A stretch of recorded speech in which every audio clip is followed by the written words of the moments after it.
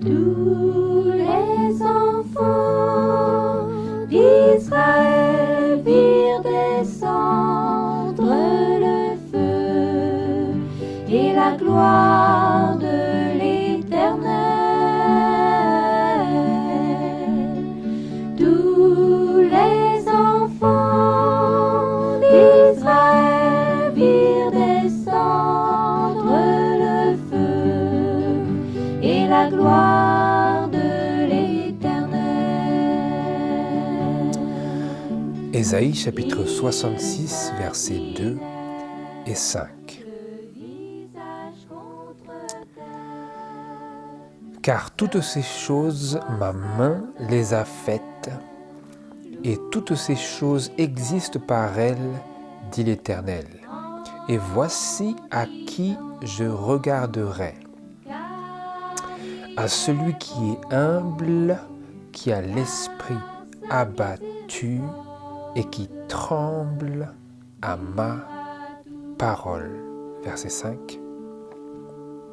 Écoutez la parole de l'Éternel, vous qui tremblez à sa parole. Vos frères qui vous haïssaient, qui vous rejetaient à cause de mon nom, ont dit que l'Éternel montre sa gloire. Il sera donc vu à votre joie, mais eux seront honteux. Bonjour à tous frères et sœurs. Bonjour et que le Seigneur vous bénisse et bon sabbat à tous. L'étude que j'aimerais vous proposer aujourd'hui, je l'ai intitulée « Expérience d'opposition et de séparation ». Expérience d'opposition et de séparation. Et ce n'est pas une expérience que j'entreprends à la légère parce que à travers les années, j'ai pu constater que c'est précisément la peur de ces deux facteurs-là, l'opposition et la séparation, qui font que de nombreux soi-disant disciples de Jésus-Christ renoncent à la croix et repartent vers l'Égypte.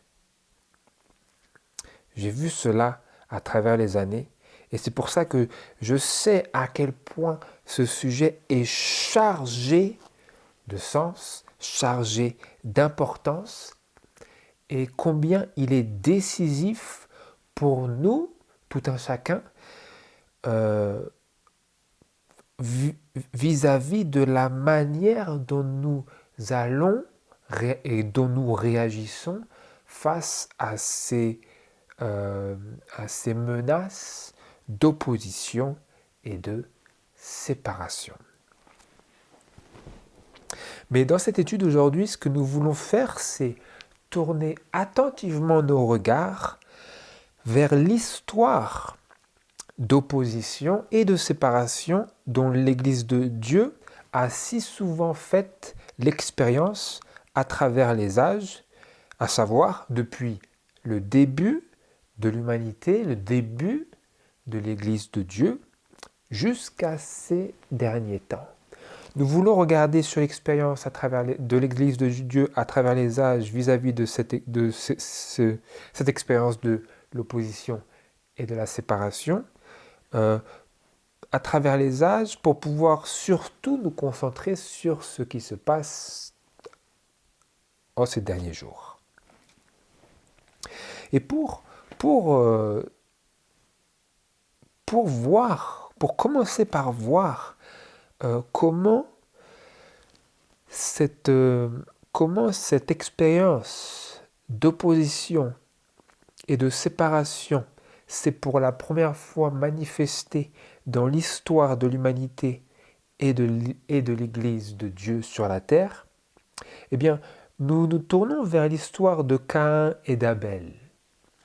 Dans l'histoire de Caïn et d'Abel que nous retrouvons dans Genèse chapitre 4, versets 1 à 9, nous apprenons, je ne vais pas y aller, mais j'aimerais réitérer pour nous rafraîchir la mémoire, nous apprenons que Caïn et Abel s'étaient présentés devant l'Éternel, chacun avec une offrande.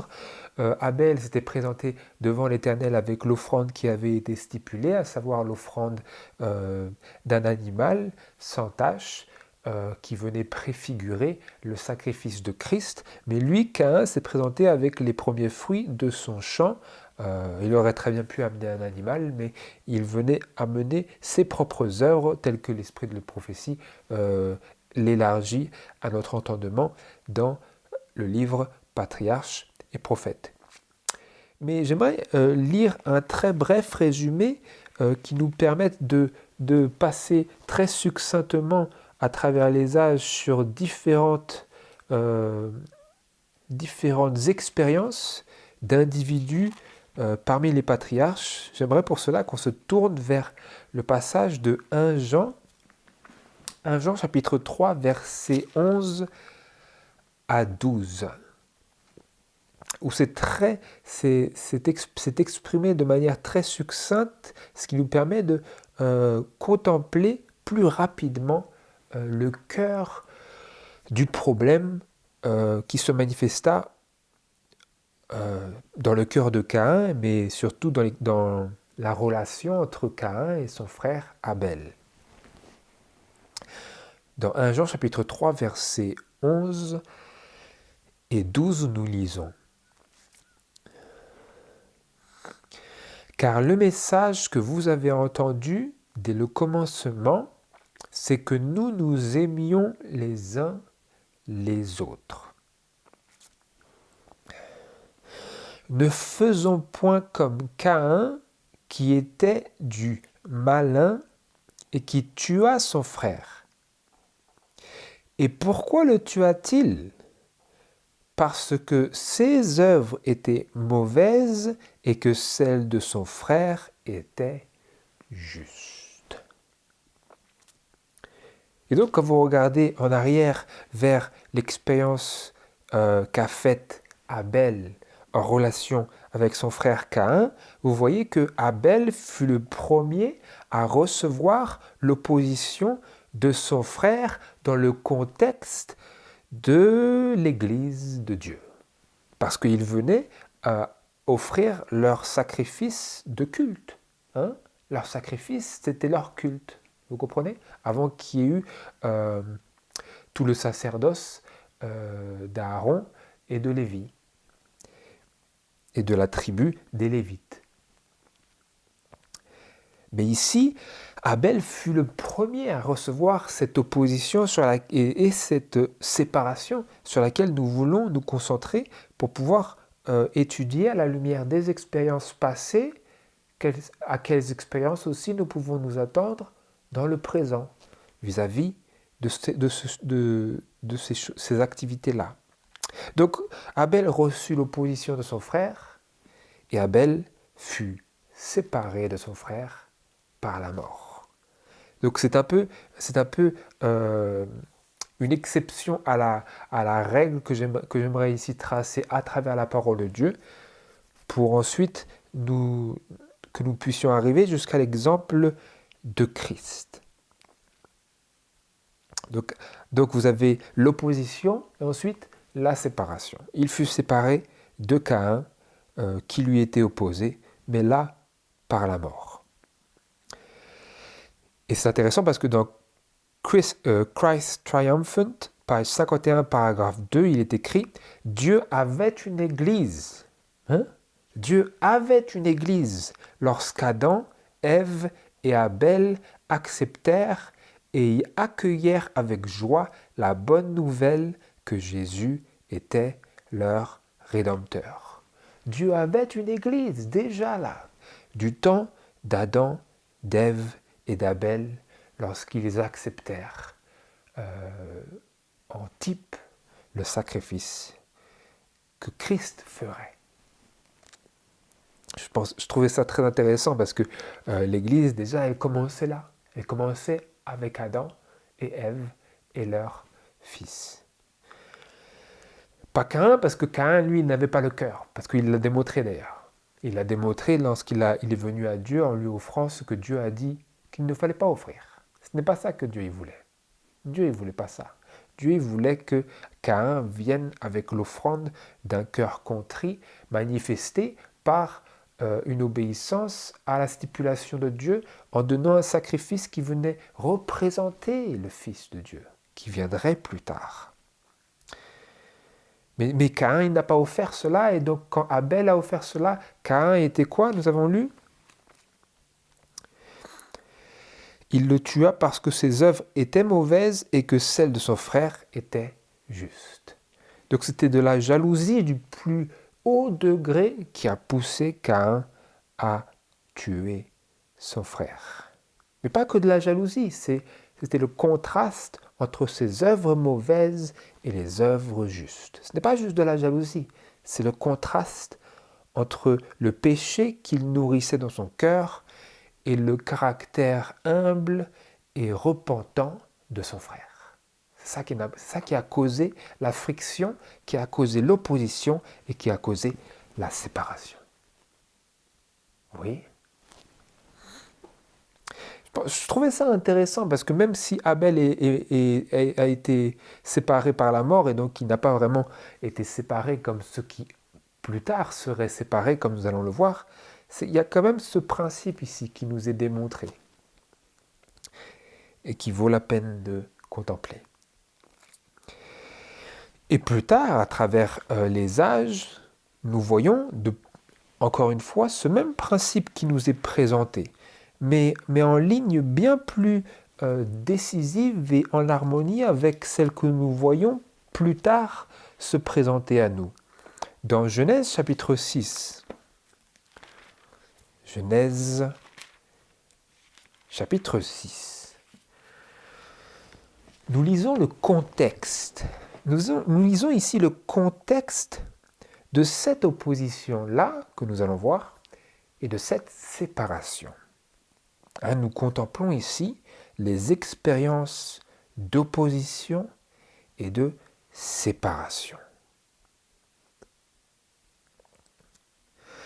Dans Genèse chapitre 6, verset 12, nous lisons.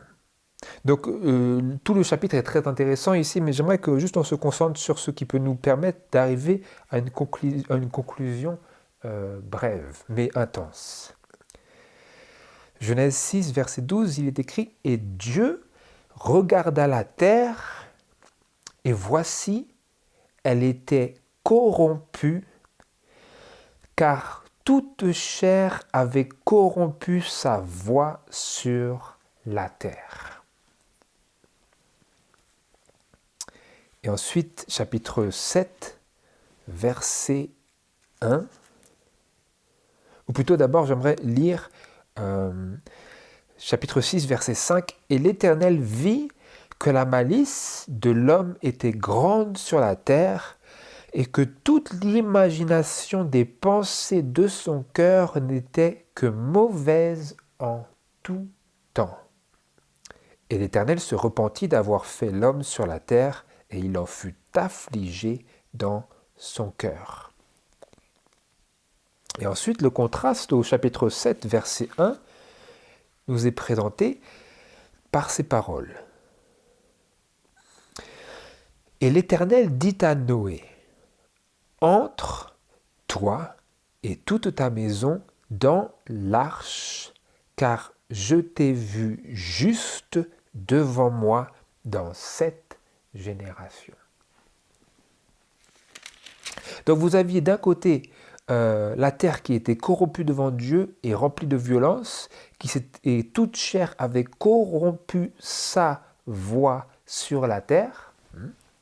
Et ensuite, Noé qui fut trouvé juste aux yeux de Dieu, et la raison pour laquelle il le choisit pour préparer l'arche et pour appeler les hommes à entrer dans l'arche, ainsi que sa famille. Et dans 1 Pierre chapitre 3, verset 20, nous lisons également le suivant. Verset 19 pour le contexte. « Par l'Esprit, Jésus est allé prêcher aux esprits en prison, c'est-à-dire à travers Noé, l'Esprit de Dieu, et Christ par l'Esprit en Noé. est venu prêcher aux esprits en prison, c'est-à-dire aux antédiluviens qui étaient emprisonnés par cet esprit de violence et de corruption et cette imagination qui était tout le temps mauvaise de leur cœur, par lequel aussi il est allé prêcher aux esprits en prison, verset 20, qui avaient été autrefois incrédules lorsque, du temps de Noé, la patience de Dieu attendait pour la dernière fois pendant que l'arche se construisait, dans laquelle un petit nombre d'âmes, c'est-à-dire 8, furent sauvées à travers l'eau. Donc, lisez avec moi entre les lignes ici, parce que je ne vais pas aller dans les nombreuses déclarations de l'esprit de prophétie qui se trouvent à ce sujet-là, du déluge et des événements qui ont précédé le déluge. Mais vous voyez ici que du milieu de cette génération perverse et corrompue, Noé fut trouvé juste aux yeux de Dieu parce qu'il n'avait pas corrompu sa voix sur la terre, à la différence d'eux. Ensuite, Dieu choisit Noé pour prêcher le message du salut à travers l'arche. Ensuite, il prêcha, comme nous le savons, à travers les nombreuses déclarations de l'esprit et de prophétie, il prêcha ce message, cette vérité, aux antédiluviens.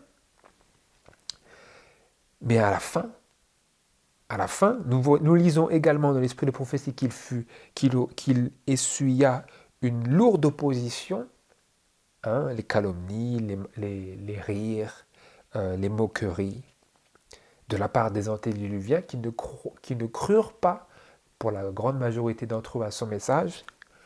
Et à la fin, que se passa-t-il? Dans laquelle un petit nombre d'âmes, c'est-à-dire 8, furent sauvées à travers l'eau. Donc Noé également fit l'expérience de l'opposition et de la séparation. Et combien d'âmes furent sauvées? 8. 8, qu'est-ce que cela veut dire? Est-ce que l'opposition était importante? L'opposition était à ce point importante que seul lui et sa famille entrèrent dans l'arche. Pourquoi? Parce que Dieu avait établi une limite? Non, parce qu'eux-mêmes s'étaient rebellés contre le message, l'avaient opposé, et il fut lui séparé. Vous comprenez? Parce qu'il est écrit j'y reviens brièvement, dans Genèse, chapitre 7,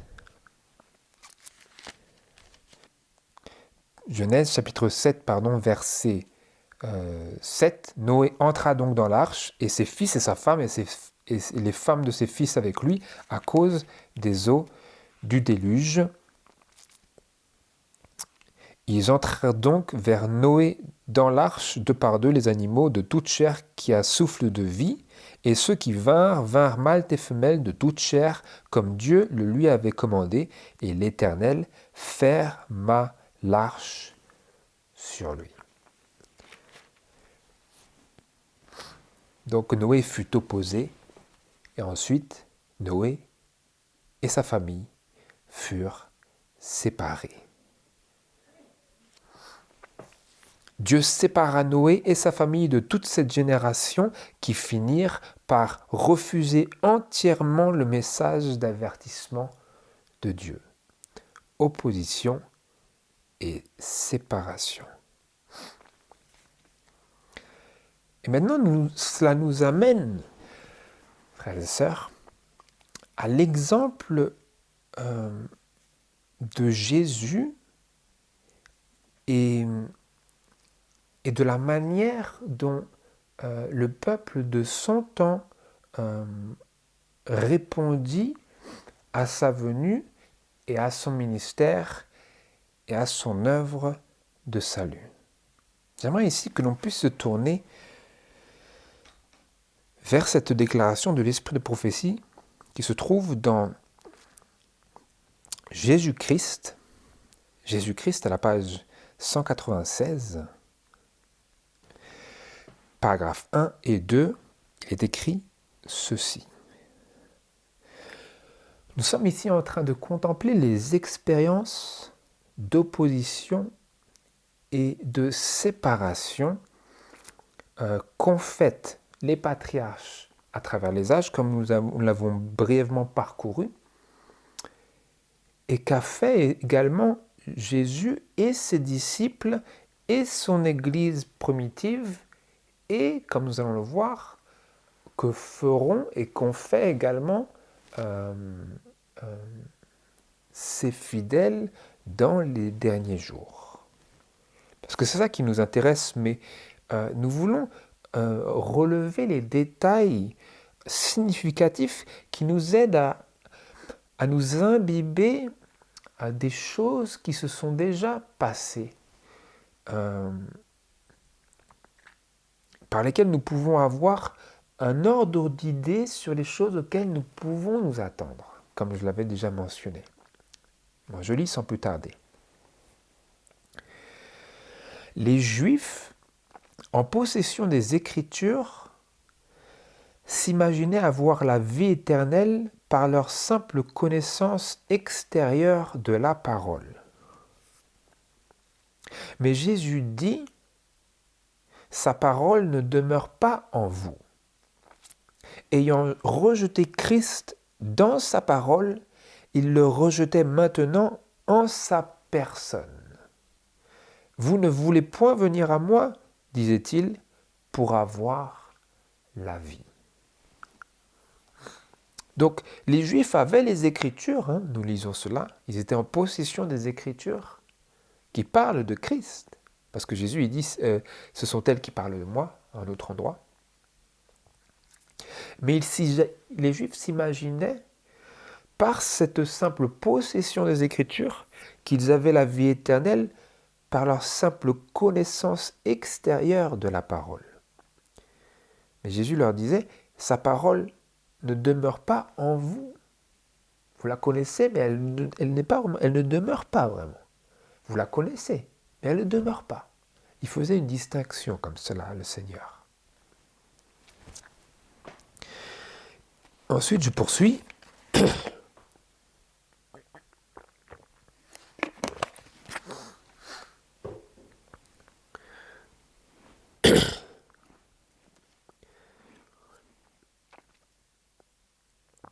Je poursuis. Les conducteurs juifs avaient étudié l'enseignement des prophètes concernant le royaume du Messie, mais ils l'avaient fait non avec un sincère désir de connaître la vérité, mais pour y trouver une confirmation de leur espérance ambitieuse. Christ était venu d'une manière contraire à leurs attentes. Ils ne voulaient pas Christ étant venu d'une manière contraire à leurs attentes, ils ne voulaient pas le recevoir. Et pour se justifier, ils s'efforçaient de le faire passer pour un séducteur. Dès qu'il s'était engagé dans cette voie, Satan n'éprouva aucune difficulté à renforcer leur opposition à Christ. Les paroles mêmes qui eussent pu apporter la preuve de sa divinité étaient interprétées contre lui. Ils changèrent ainsi la vérité de Dieu en mensonge, et plus le Sauveur s'adressait à eux directement par des œuvres de miséricorde, plus ils étaient décidés à résister à la lumière. Je lis en suivant à la page 197. Elle cite les paroles « Je suis venu au nom de mon Père, et vous ne me recevez pas. Si un autre vient en son propre nom, vous le recevrez. » Jésus était venu investi de l'autorité de Dieu, portant son image, accomplissant sa parole et cherchant sa gloire, la gloire de Dieu, accomplissant, je relis, portant l'image de Dieu, accomplissant la parole de Dieu et cherchant la gloire de Dieu. Néanmoins, il ne fut pas reçu par les chefs d'Israël. Quand d'autres viendraient se faisant passer pour Christ, quoique agissant de leur propre gré et cherchant leur propre gloire, ils seraient accueillis. Ou comme c'est écrit littéralement, ils les accueilleraient. Donc il était question de la manière dont les chefs d'Israël agiraient vis-à-vis de ces faux Christ, de ces prétendants qui agiraient selon leur propre gré et cherchant leur propre gloire. Ils seraient accueillis. Pourquoi cela? Elle nous demande. Pourquoi cela? Parce que celui qui cherche sa propre gloire fait appel à la recherche de soi-même chez les autres. Les Juifs étaient prêts à répondre à un tel appel. Le faux docteur serait reçu parce qu'il flatterait leur orgueil en approuvant leurs opinions préférées et leurs traditions. Mais l'enseignement de Christ ne concordait pas avec leurs idées. C'était un enseignement spirituel qui exigeait le renoncement à soi-même. C'est pourquoi il ne serait pas reçu, ou littéralement, il ne le recevrait pas. C'est l'inverse. Les Juifs ne connaissaient pas Dieu et la voix Dieu, faisait entendre par l'intermédiaire de Christ leur semblait la voix d'un étranger. Est-ce que c'est possible aujourd'hui que quand Dieu parle par son esprit, à travers ce qu'il s'est choisi, par leur intermédiaire, cela nous semble comme la voix d'un étranger? Nous disions non, ce n'est pas Dieu, ce n'est pas Christ. Mais considérez ici, parce que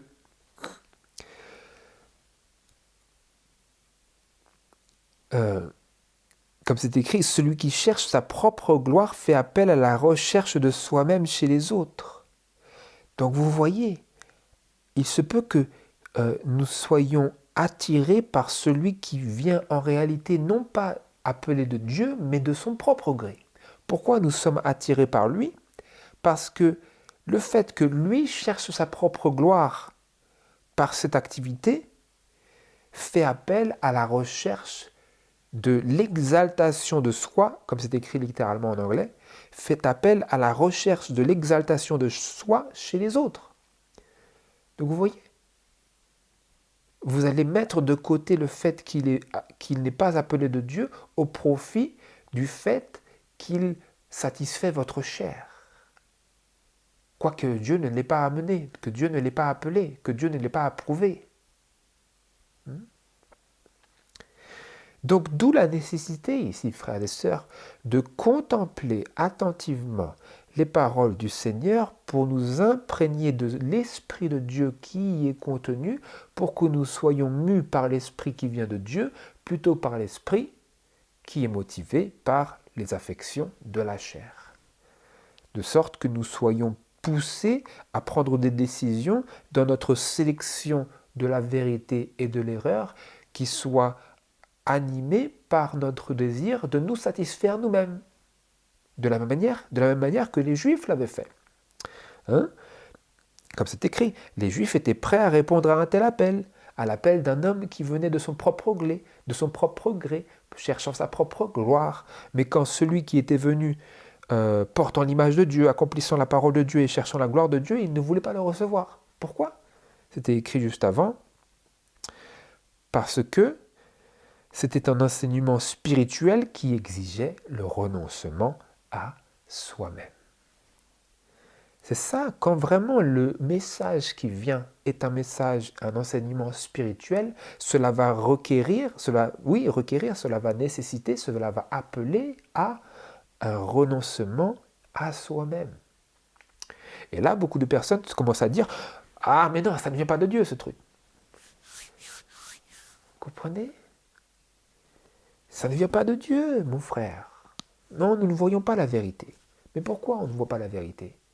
Peut-être c'est parce que la vérité elle est en train de dévoiler des péchés qu'on voulait garder cachés. Vous comprenez, mes frères et sœurs? C'est ça le réel dilemme. Pourquoi est-ce que nous sommes en friction avec toute la vérité? Est-ce qu'il y a des choses que nous voulions garder cachées? Hein? Parce que dans ce message-là, Dieu il ne va rien laisser sous les pierres. Dieu, il va tout dévoiler. Tout dévoiler pour pouvoir purifier le sanctuaire. C'est de ça dont il est question, mes frères et sœurs. La purification du sanctuaire ne se fera que si nous avons pleine conscience des péchés qui y sont inscrits. Comment, mes frères et sœurs, le Seigneur peut-il nous purifier de péchés dont nous ne sommes pas encore conscients? Plus encore, comment est-ce que Dieu peut purifier le sanctuaire de péchés dont il ne nous a pas encore informés? Donc cela requiert, cette purification du sanctuaire, un éclairage à nous-mêmes pour que nous puissions venir en accord avec la volonté de Dieu. Mais cela ne peut être fait que lorsque nous acceptons le message qui vient induire toute cette activité de l'éclairage, de l'illumination de nos propres cœurs, pour ensuite pouvoir purifier le sanctuaire du ciel. Vous comprenez? C'est de ça dont il s'agit, mes frères et sœurs. Donc vous voyez, il ne s'agit pas d'une question de surface ici. Certes, nous avons peut-être déjà abandonné beaucoup de péchés, mais quand Dieu vient avec son dernier message, ce 5e mouvement d'Apocalypse chapitre 18, verset 4, il est question d'une purification plus approfondie encore, pour parfaire son peuple pour la translation. C'est ça dont il est question, mes frères et sœurs. Et donc je relis la fin pour aller au paragraphe suivant. Les Juifs ne connaissaient pas Dieu et la voix qu'ils faisaient entendre par l'intermédiaire de Christ leur semblait la voix d'un étranger. N'en est-il pas de même aujourd'hui? N'y en a-t-il pas beaucoup, même parmi les chefs religieux, qui endurcissent leur cœur contre le Saint-Esprit et se mettent dans l'impossibilité de reconnaître la voix de Dieu? Ne rejettent-ils pas la parole de Dieu pour garder leur propre tradition? N'en est-il pas de même aujourd'hui, du même qu'au temps de Jésus? Est-ce qu'il y a des chefs religieux qui endurcissent leur cœur contre le Saint-Esprit et ainsi se mettent dans l'impossibilité de pouvoir reconnaître la voix de Dieu? C'est ça le problème, mes frères et sœurs. C'est que si nous endurcissons nos cœurs contre le Saint-Esprit, qui est en train d'essayer de nous parler, eh bien nous allons nous mettre nous-mêmes dans l'impossibilité de pouvoir reconnaître la voix de Dieu à travers ses serviteurs. C'est ça, mes frères et sœurs. Parce que, comme c'est écrit dans l'esprit de prophétie, ces anges d'Apocalypse chapitre 14 et aussi d'Apocalypse chapitre 18 représentent le peuple qui ont ce message à donner au monde. Et ensuite, elle pose la question, êtes-vous parmi ce peuple? Donc l'ange, c'est quoi? C'est un peuple. Et cette voix du verset 4 de Apocalypse chapitre 18, qu'est-ce que c'est? C'est un peuple. Et la question est, êtes-vous parmi ce peuple? Mais comment pouvons-nous être parmi ce peuple si nous résistons à l'Esprit de Dieu qui cherche à parler à travers ce peuple? Il faut d'abord accepter d'être instruit pour pouvoir instruire. Le jour, frères et sœurs, où nous décidons que nous ne voulons plus être instruits par quiconque d'autre que ceux qui nous ont instruits dans le passé, que nous avions approuvé, c'est le moment où Dieu ne peut plus nous utiliser. Et oui, c'est sérieux. C'est parce que c'est ici l'enseignement spirituel qui appelle et qui exige un renoncement à soi-même. J'aimerais poursuivre dans la citation suivante qui se trouve dans Jésus-Christ à la page 293, paragraphe 2 et à la page 294, paragraphe 1. C'est intéressant ici. Considérez avec moi les pensées de Jésus et la manière dont Jésus abordait cette difficulté à laquelle il savait que ses disciples allaient être confrontés. Je trouve ça très intéressant de pouvoir combiner ces deux aspects-là parce que ça permet de ne pas juste parler de « Oh, Dieu, il vous aime et tout », mais on ne parle pas de l'aspect prophétique. Et donc, vous ne savez même pas où vous êtes. Vous ne savez pas où vous êtes. Vous pouvez leur dire tant que vous voulez que Jésus vous aime. S'ils ne savent pas où ils sont dans la prophétie, ils sont perdus. Ils sont perdus, ils sont dans l'obscurité. Nous avons besoin de l'étoile du matin, qu'elle puisse se lever dans nos cœurs et éclairer nos ténèbres, pour que nous puissions savoir où nous sommes dans l'histoire de la terre au regard de la prophétie de Dieu. C'est ça que nous voulons savoir, pour avoir tout de Dieu. Pas juste une partie que vous avez sélectionnée, et vous ne voulez plus parler de la prophétie parce que la prophétie c'est compliqué, on ne sait pas, on n'est pas sûr. Mais bon, on ne pourra jamais être sûr si vous n'êtes pas sûr. Il faut chercher la parole de Dieu. Et nous avons reçu la lumière à travers les illuminations de l'esprit de prophétie et le soutien qu'elle a donné aux écrits d'Uriah Smith et dans son livre Daniel et l'Apocalypse. Nous avons tout, mes frères et sœurs. Le livre de Uriah Smith, Daniel and the Revelation. Je lis ici dans Jésus-Christ à la page 293, paragraphe 2. Après avoir défini le vrai bonheur et avoir indiqué les conditions à remplir pour l'obtenir, Jésus expliqua plus clairement à ses disciples leur devoir en tant que maître choisi de Dieu pour conduire les hommes dans les sentiers de la justice et de la vie éternelle. Jésus savait qu'il serait souvent exposé aux déceptions et au découragement, à l'opposition la plus acharnée, aux injures et que leur témoignage serait rejeté. Ils savaient bien qu'en accomplissant leur mission, ces humbles hommes qui l'écoutaient si attentivement auraient à souffrir la calomnie, les supplices, l'emprisonnement et la mort. C'est pourquoi il continua « Heureux ceux qui sont persécutés pour la justice, car le royaume des cieux est à eux.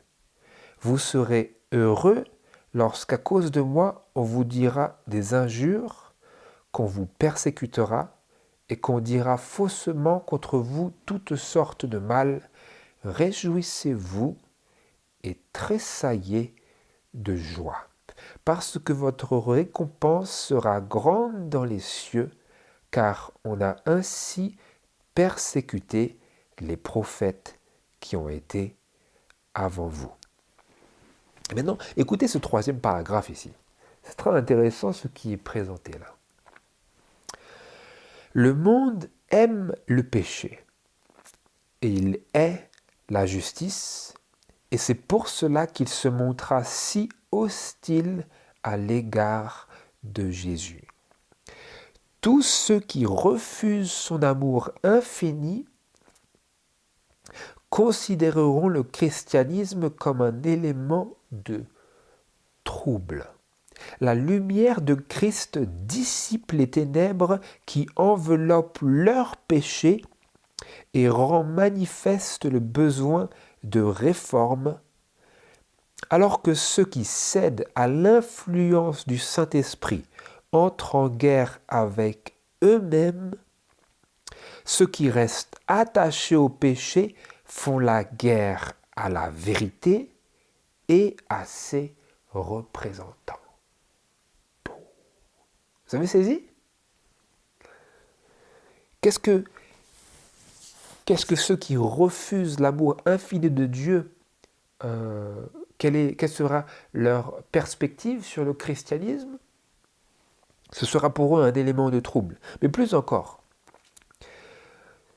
vous voyez, ceux qui cèdent à l'influence du Saint-Esprit, qu'est-ce qu'ils font? Ils entrent en guerre avec eux-mêmes. Ils entrent dans ce renoncement à eux-mêmes. Ils s'examinent eux-mêmes. Ils s'efforcent d'amener leur caractère en harmonie avec le caractère de Dieu et l'exemple de Christ. Mais le contraste, comme nous l'avions vu avec Abel et Caïn, le contraste, c'est que ceux qui restent attachés au péché, comme nous l'avions vu juste avant, comme les Juifs, ceux qui restent attachés au péché, contre qui vont-ils faire la guerre? Pas contre leur péché, parce qu'ils veulent le garder. Ils vont donc faire la guerre à la vérité et à ses représentants.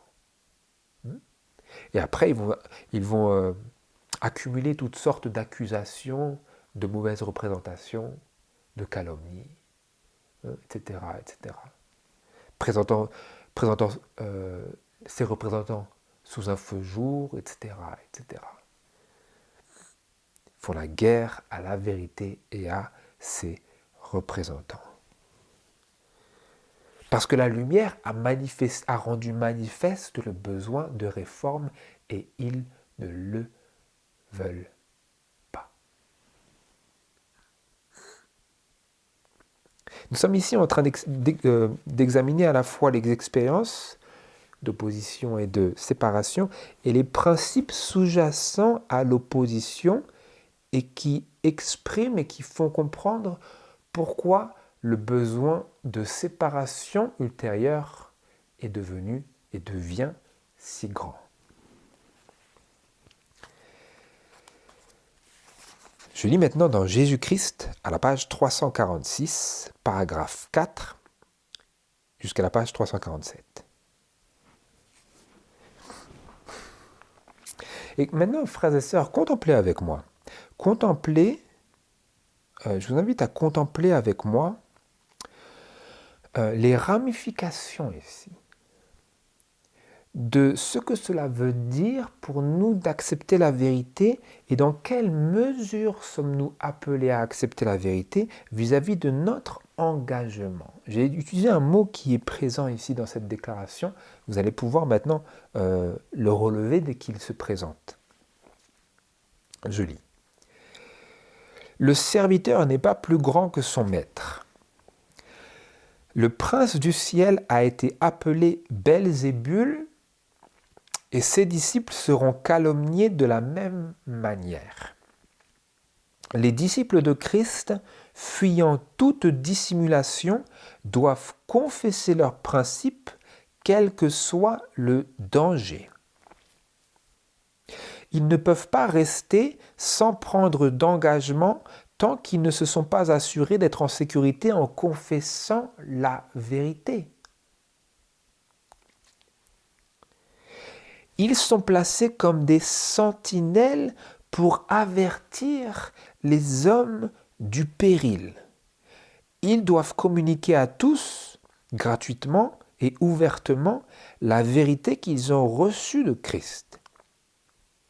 Jésus a dit « Ce que je vous dis dans les ténèbres, dites-le dans la lumière, et ce que je vous dis à l'oreille, prêchez-le sur les toits. » Donc avant que je continue ici, vous avez vu ici le principe qui nous est présenté à travers l'esprit de prophétie. Je vous rappelle, nous sommes dans Jésus-Christ à la page 346 et paragraphe 4. Qu'est-ce qui nous est dit ici? Que doivent faire les disciples de Christ du temps de Christ et du temps d'aujourd'hui, parce que l'esprit de prophétie c'est pour les derniers jours, donc de toute évidence c'est pour maintenant. C'est pour nous.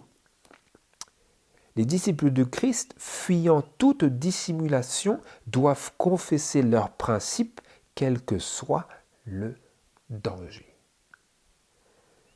Ils ne peuvent pas rester sans prendre d'engagement tant qu'ils ne se sont pas assurés d'être en sécurité en confessant la vérité. Vous avez compris la phrase là? En d'autres termes, frères et sœurs, la parole, l'esprit de prophétie est en train de nous montrer que l'attitude de Nicodème n'est pas un exemple à suivre. Vous vous souvenez de Nicodème, qui est venu à Jésus dans Jean chapitre 3, si je ne m'abuse.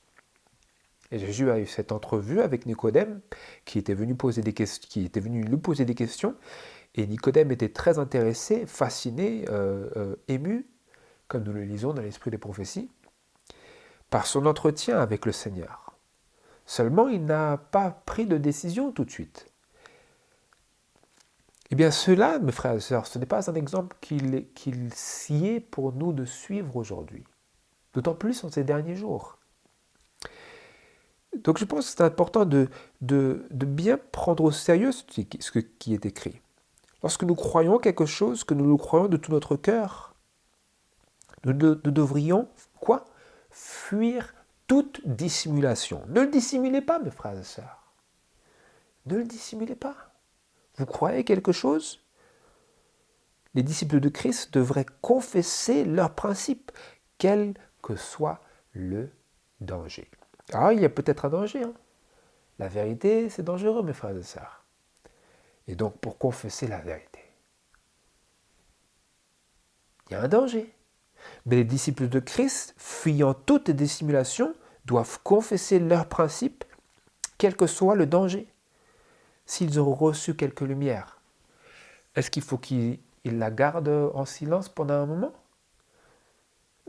La phrase suivante nous dit encore plus sérieusement ici.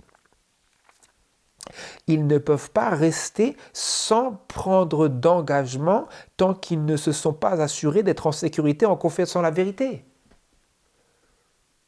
Vous comprenez, mes frères et sœurs?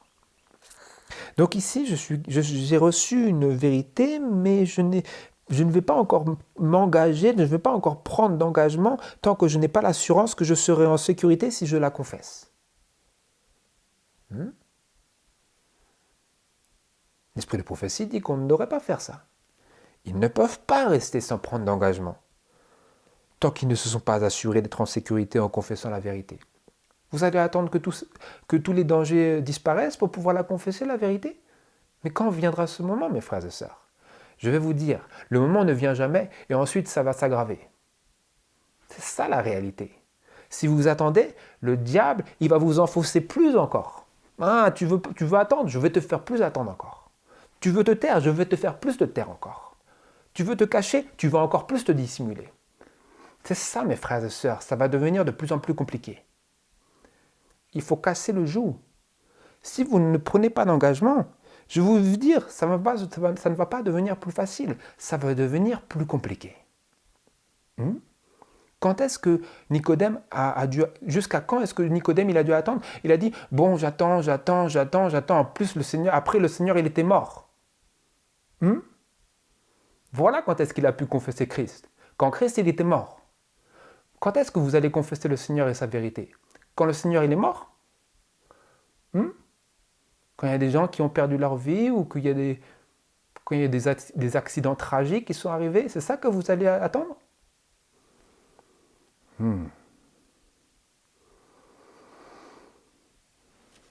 C'est sérieux, mes frères et sœurs. Je continue. Jésus lui-même n'a jamais acquis la paix au prix d'un compromis. Bien que son cœur débordât d'amour pour toute la famille humaine, il n'eut pas de faiblesse pour leurs péchés, aimant trop les hommes pour garder le silence, alors qu'il voyait courir à la ruine ces âmes rachetées au prix de son sang. Il s'efforçait d'obtenir que l'homme fût fidèle à lui-même, à ses intérêts supérieurs et éternels. Les serviteurs de Christ accompliront la même œuvre et prendront garde qu'en voulant prévenir la discorde, ils ne sacrifient la vérité. Ils doivent rechercher les choses qui tendent à la paix. Cependant, une paix réelle ne peut être obtenue en trahissant des principes et personne ne peut rester fidèle à un principe sans provoquer de l'opposition. Un christianisme vraiment spirituel suscitera l'antagonisme des enfants de la désobéissance. Mais Jésus dit aux disciples, Ne craignez point ceux qui ôtent la vie du corps et qui ne peuvent faire mourir l'âme. Ceux qui sont fidèles à Dieu n'ont pas à craindre le pouvoir des hommes, ni l'inimitié de Satan.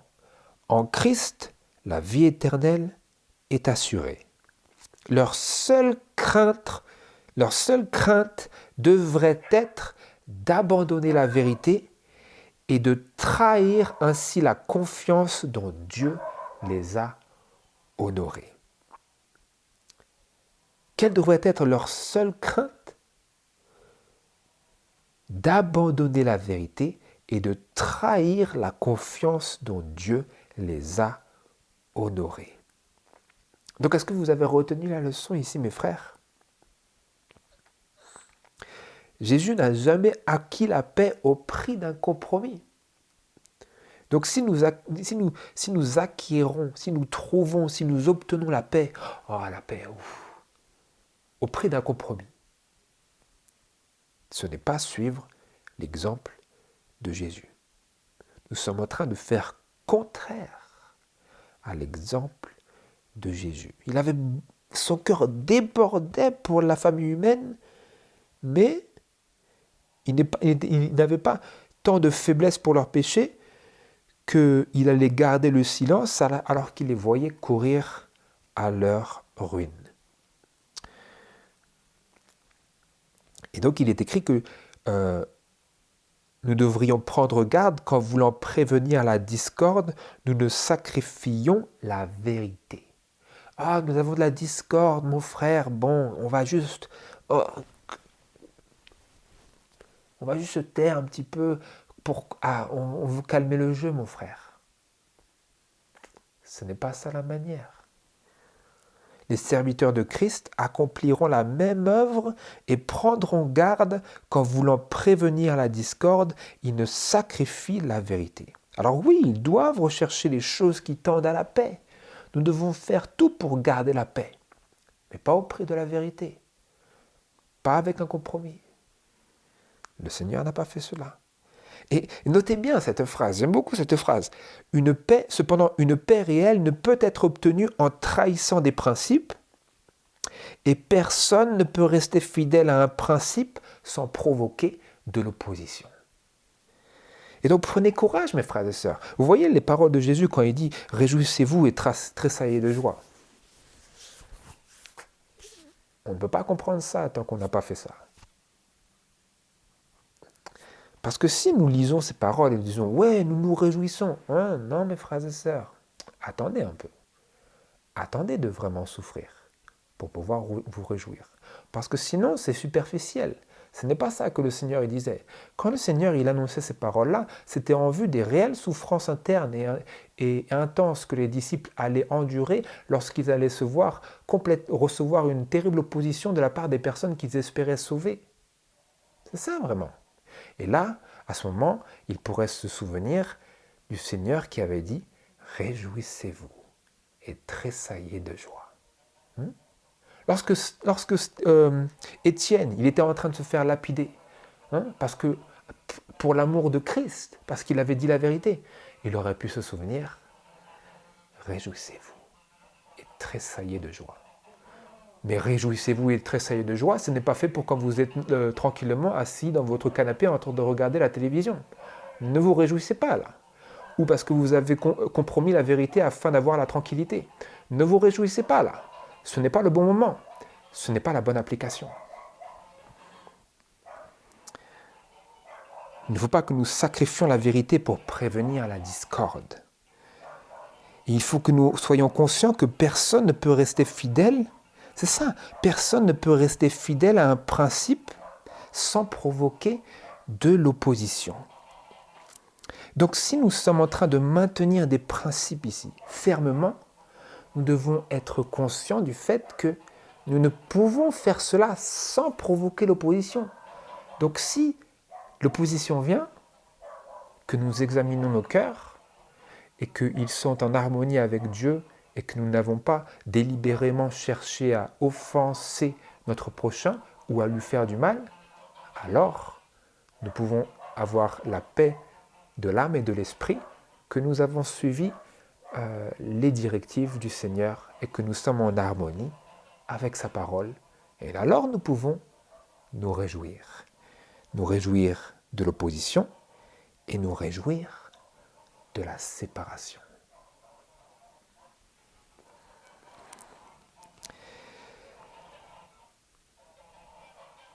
Parce que justement, j'aimerais lire à quel point cela s'applique, tous ces principes s'appliquent au peuple de Dieu en ces derniers jours. Nous le voyons à travers les paroles de la Review and Herald du 28 août 1883 et paragraphe 13. Vous voyez ici le lien entre l'expérience que Jésus a faite en lien avec les Juifs et que l'Église de Dieu en ces derniers jours fera et fait. Je lis. L'opposition que rencontra Christ venait de sa propre nation qui aurait été grandement bénie si elle l'avait accepté. De la même manière, les membres de l'Église du reste rencontrent l'opposition de ceux qui prétendent être leurs frères. Est-ce que vous avez noté? Qui rencontre cette opposition? Les membres de l'Église du reste rencontrent l'opposition de ceux qui prétendent être leurs frères, de la même manière que Jésus rencontra l'opposition de sa propre nation, de sa propre Église, qui aurait mieux fait et qui aurait été grandement bénie si elle l'avait accepté. Et donc l'Église du reste, comme nous le savons, si nous avons contemplé bien attentivement les dévoilements prophétiques sur l'identité de l'Église de Dieu en ces derniers jours, les restes de la postérité de la femme, comme nous le voyons dans Apocalypse chapitre 12, verset 17, ils se retrouvent confrontés à une opposition qui découle de compréhension de la vérité qui sont des traditions humaines que Dieu n'a pas sanctionnées. Ils sont confrontés à une opposition, et cette opposition à laquelle ils sont confrontés, elle découle de mauvaises compréhensions de la vérité qui sont elles-mêmes des traditions que Dieu n'a jamais sanctionnées. J'aimerais ici lire ces paroles de la tragédie des siècles à la page 492 et paragraphe 4.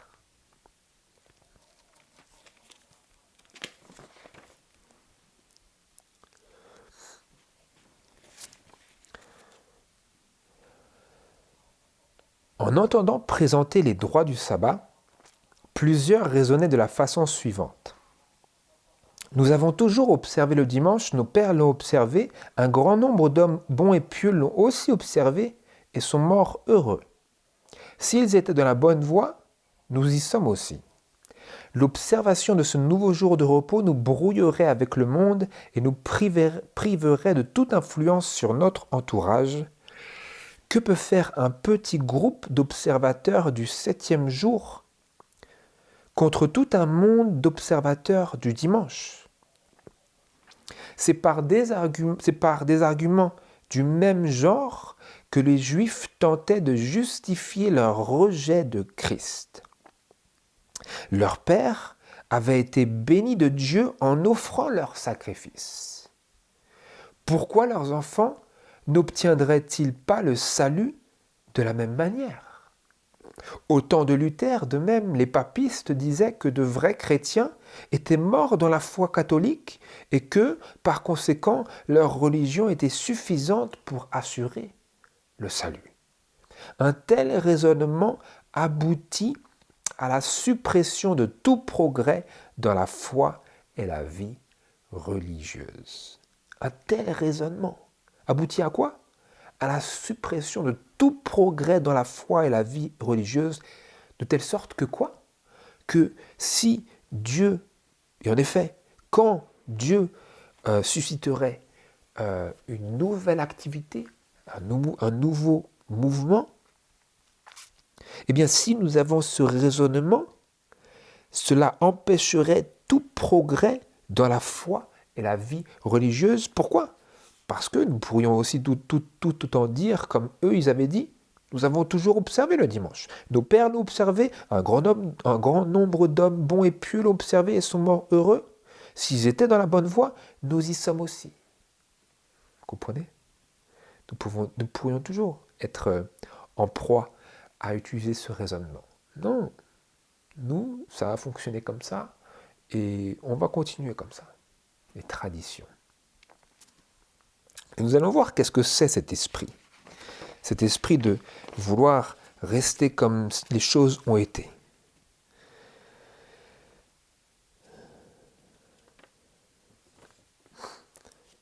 J'aimerais ici lire cette déclaration suivante dans Jésus-Christ à la page 213 et paragraphe 3.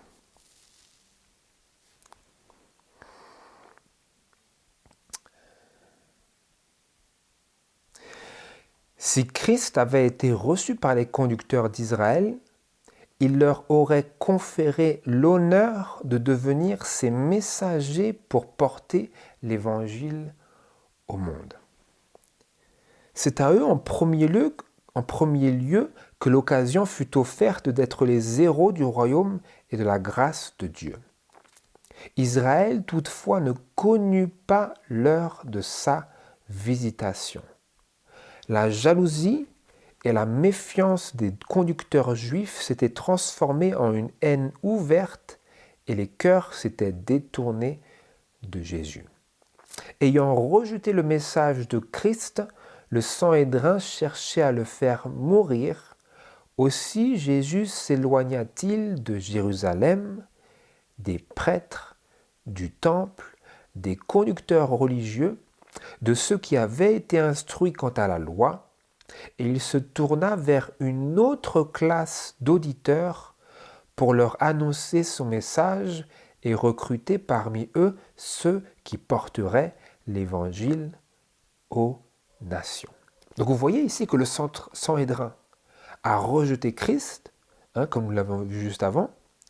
Il était prêt à faire d'eux les messagers de son évangile, mais ils n'ont pas reconnu le jour de leur visitation, ils n'ont pas reconnu quand le Messie était venu, parce qu'ils s'attendaient à quelque chose qui satisferait leurs attentes, pas l'accomplissement de la parole de Dieu. Et ayant rejeté le message, ils cherchaient maintenant à le faire mourir, et donc, que fit Jésus? Vous voyez ici, il est question de cette expérience d'opposition et de séparation. Jusqu'ici, nous avons surtout contemplé l'activité d'opposition et comment les patriarches ont réagi à cette opposition et comment l'esprit de prophétie nous éduque et nous apprend à réagir face à cette opposition. Et nous voyons ici comment Jésus a réagi tangiblement à cette opposition qu'il a rencontrée de la part des chefs religieux de son temps, les Juifs. Il s'éloigna de Jérusalem, ayant rejeté le message de Christ, le Sanhédrin cherchait à le faire mourir. Aussi, notez bien, Jésus s'éloigna de Jérusalem, des prêtres, du temple, des conducteurs religieux, de ceux qui avaient été instruits quant à la loi, et il se tourna vers une autre classe d'auditeurs pour leur annoncer son message et recruter parmi eux ceux qui porteraient l'évangile aux nations. Vous voyez ici, opposition et séparation. Jésus essuya l'opposition des Juifs, et ensuite il s'éloigna, pour autant dire, il se sépara. Parce qu'il est écrit, la liste elle est longue. Jérusalem, donc la ville, donc c'était quoi? C'est le quartier général de l'église, quoi. Les prêtres, le sacerdoce, le temple, les conducteurs religieux, ceux qui avaient été instruits quant à la loi, qu'est-ce qui reste? Il n'y a plus rien. Ils s'est éloigné de tout. Vous comprenez, mes frères et sœurs? Et il allait où? En Galilée. Il a quitté la Judée et il allait en Galilée. C'est ça? Vous voyez? Jésus s'est séparé. Séparé de qui? De son Église. C'est écrit, n'est-ce pas? Et il est allé, il s'est tourné vers une autre classe d'auditeurs, une autre classe, en Galilée. C'était beaucoup de Samaritains ou de personnes un peu de toutes les races qui venaient, qui traversaient la Palestine pour aller d'un endroit à un autre. Donc il a complètement quitté la Judée. Et maintenant, nous voyons comment cela s'applique à ces derniers jours. Dans le paragraphe suivant, nous sommes toujours dans Jésus-Christ, page 213 et page 214. Je lis. De même que la lumière et la vie des hommes furent rejetées par les autorités ecclésiastiques au jour de Christ, de même elle a été rejetée au cours de toutes les générations suivantes.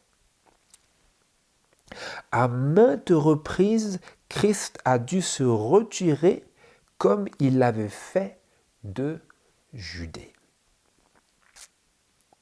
Dans les générations suivantes, après ce retrait initial, Jésus a dû le faire à maintes reprises, a dû le faire de nouveau. Vous comprenez? Mais dans la personne de ses disciples, de ses saints, de son peuple, de son Église. À maintes reprises, Christ a dû se retirer comme il l'avait fait de Judée. Donc, à chaque fois, le processus s'est répété. Quand les réformateurs ont annoncé la parole de Dieu, ils ne songeaient nullement à se séparer de l'Église établie. Hein? Les réformateurs, Luther, Calvin, Zwingli, et j'en passe, Jean Hus, Jérôme, quelle était l'Église établie? Rome. D'ailleurs, j'attire votre attention vers le fait que la traduction française, là, elle écrit « les églises établies ». Non, je suis désolé, ce n'est pas ça qui est écrit. Il y a marqué « the established church », sans S. Il n'y avait qu'une seule église établie. Ça induit en erreur, cela. Les réformateurs ne songeaient nullement à se séparer de l'église établie. Il n'y en avait qu'une seule, c'était l'église de Rome. Et ils n'avaient aucunement à l'idée de se séparer d'elle. Ils voulaient la réformer de l'intérieur. Notez bien, mes frères et sœurs, ils voulaient la réformer de l'intérieur. Initialement, c'était leur projet. Ils n'avaient nullement à l'idée de se séparer d'elle. Ce n'était pas dans leur optique. Mais quoi? Mais les conducteurs religieux ne voulaient pas tolérer la lumière, et ceux qui en étaient les porteurs furent contraints de chercher une autre classe avide de la vérité, comme Jésus. De la même manière que le Seigneur l'avait fait du temps, de son temps, du premier avènement. Cela s'est répété avec les réformateurs. Ils ne songeaient pas à se retirer, à se séparer de l'Église établie. Ils n'y songeaient pas. Mais est-ce qu'ils l'ont fait? Oui. Pourquoi? Parce que les conducteurs religieux ne voulaient pas tolérer la lumière. Vous avez un élément indicateur très précis ici, qui permet de tracer des lignes bien distinctes dans nos actions et dans la prise de mesures qui est la nôtre en réponse directe aux actions des conducteurs religieux. Lorsque les conducteurs religieux choisirent qu'ils ne voulaient pas tolérer la lumière que les réformateurs recevaient par leur lecture et leur étude de la parole de Dieu, qu'est-ce que les réformateurs ont été contraints de faire? Ils ont été contraints de chercher une autre classe. Donc ils se sont tournés vers une autre classe, mais comment ont-ils fait cela? Ils se sont séparés. Ils se sont séparés de sorte que leur existence devenait complètement distincte de celle de l'Église de Rome. Ça devenait autre chose. Ils ont formé les églises protestantes. C'est comme ça. C'est ce qui s'est passé. Je continue. De nos jours, maintenant, c'est ce qui nous intéresse. De nos jours, il y en a peu parmi ceux qui prétendent suivre les réformateurs qui sont animés par leur esprit. Rares sont les personnes qui écoutent la voix de Dieu, prêtes à accepter la vérité d'où qu'elle vienne, ou littéralement, sous quelque forme qu'elle se présente. C'est intéressant, d'où qu'elle vienne, sous quelque forme qu'elle se présente. Il y en a peu qui sont prêts à écouter la voix de Dieu et à accepter la vérité sous quelque forme qu'elle se présente. Donc même si elle vient d'une personne d'une humble condition, d'une humble profession, sans aucun grade, sans aucun titre, rien, zéro. Il y en a peu qui ont ça, peu qui sont animés de l'esprit des réformateurs. Rappelez-vous, ce n'étaient pas des personnes très éduquées, ils n'étaient pas vraiment qualifiés selon nos propres définitions. Mais Dieu les choisit pour former l'Église de Dieu visible. Vous voyez cela? Rares sont les personnes qui écoutent la voix de Dieu, prêtes à accepter la vérité d'où qu'elle vienne. Souvent, ceux qui marchent sur les traces des réformateurs se voient forcés d'abandonner les églises qu'ils aiment afin de pouvoir librement enseigner les claires vérités de la parole de Dieu. Et il arrive souvent que ceux qui cherchent la lumière se voient contraints par ce même enseignement à quitter l'église de leur père pour obéir à leur nouvelle conviction. Ou pour pouvoir lui obéir, comme c'est écrit littéralement, pour pouvoir obéir à cette nouvelle lumière qu'ils ont cherchée, mais que leur église ne tolère pas. Ils se voient contraints par ce même enseignement à quitter l'église de leur père pour obéir à leur nouvelle conviction.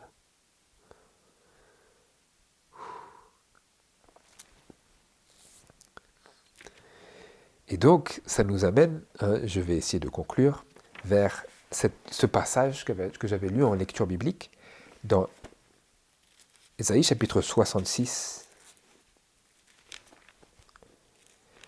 Ésaïe chapitre 66. Versets 1 à 2 et verset 5.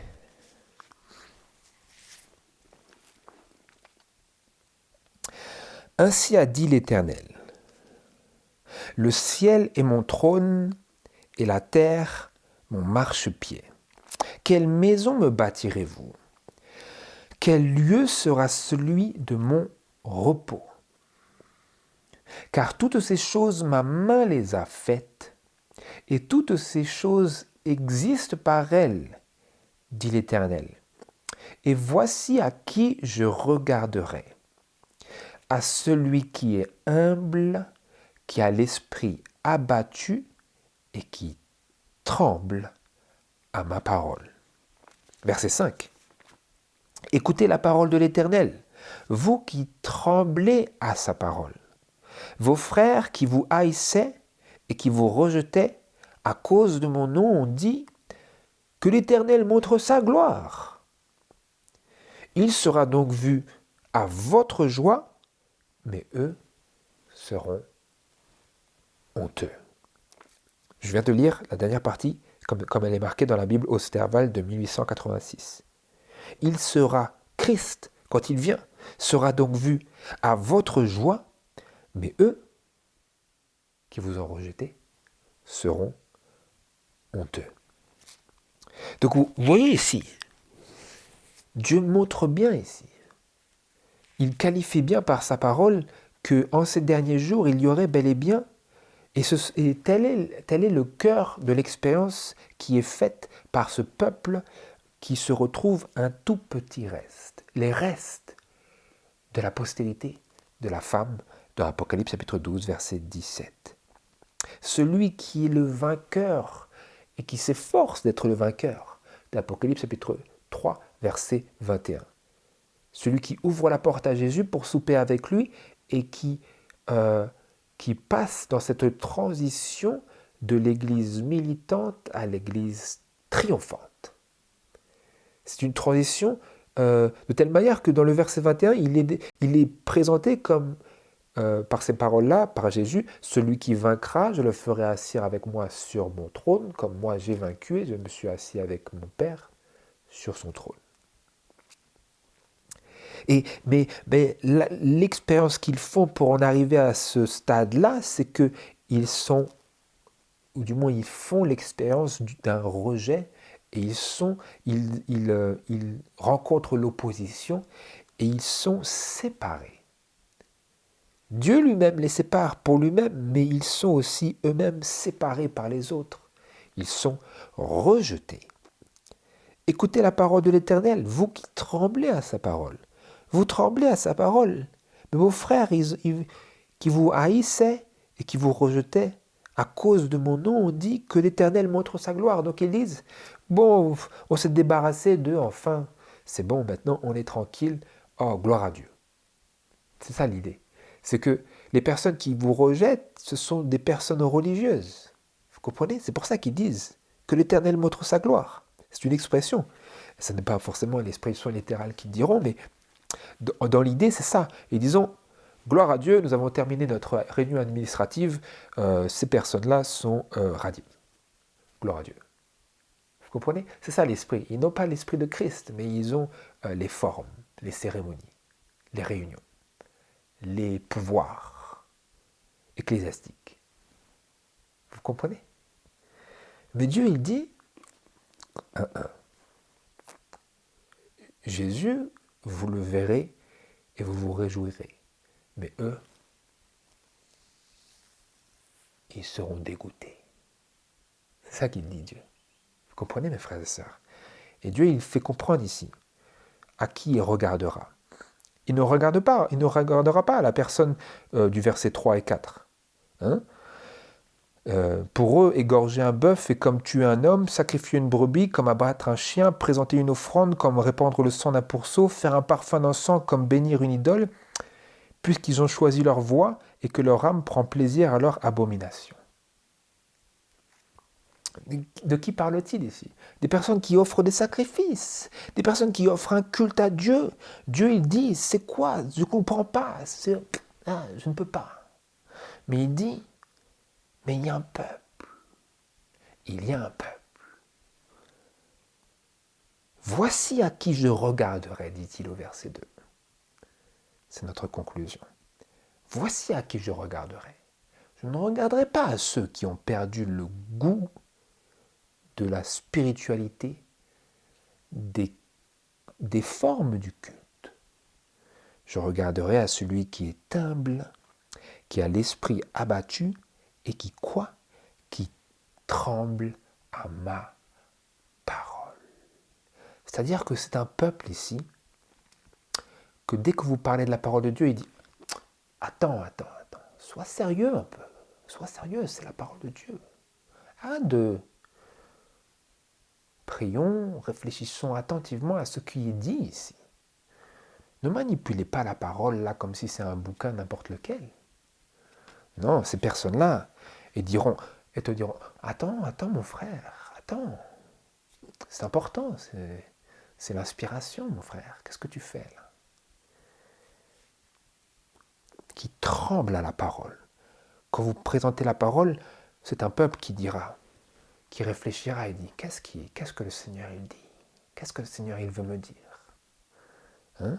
Pas comme ces autres personnes qui, ils tuent un bœuf, c'est comme s'ils tuaient un homme, ils sacrifient une brebis, c'est comme ils abattaient un chien.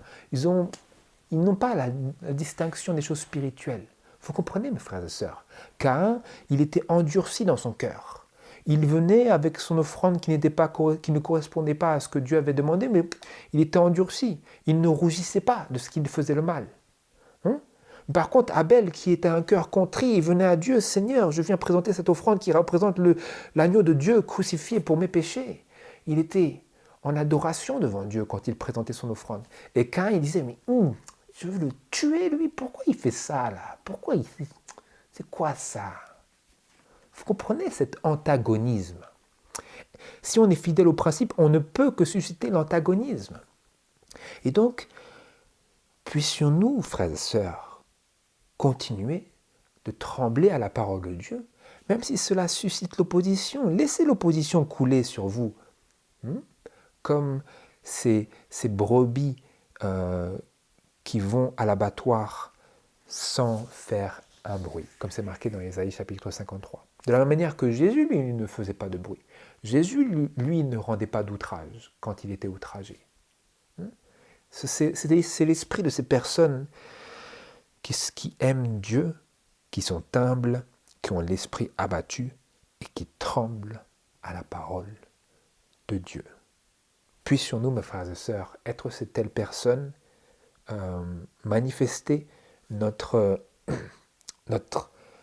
accord avec l'esprit de cette voix du ciel, pour que nous puissions nous-mêmes être touchés par la voix qui descend du ciel, à travers sa parole, à travers l'esprit de prophétie, à travers ses représentants.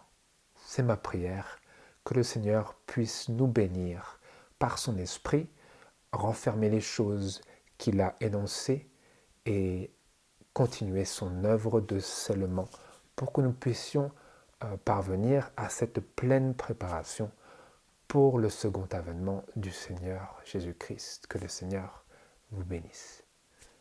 Amen.